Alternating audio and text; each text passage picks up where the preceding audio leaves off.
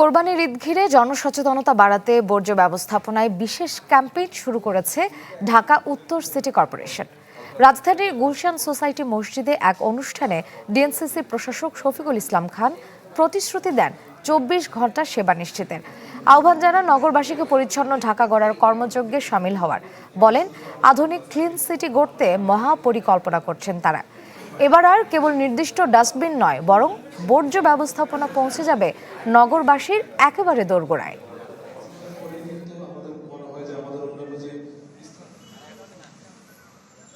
ঈদ আসবে, সাথে ক্যাশব্যাকও আসবে। নিজের বা প্রিয়জনের জন্য কেনাকাটায় এবারও নগদ পেমেন্টে পাচ্ছেন দারুণ ক্যাশব্যাক। তাই যাই কিনুন, পেমেন্ট করুন নগদে।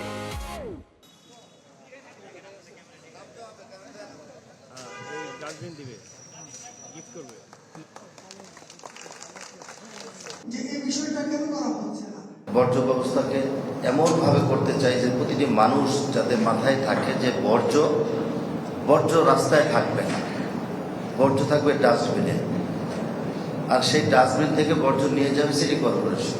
দরকার হলে হর্ন মুক্ত গাড়ি আমদানি করবেন, কারণ মানুষকে যদি আমরা শেখাতে না পারি, মানুষকে বাধ্য করতে হবে হর্ন থেকে যেন তারা না দেয়।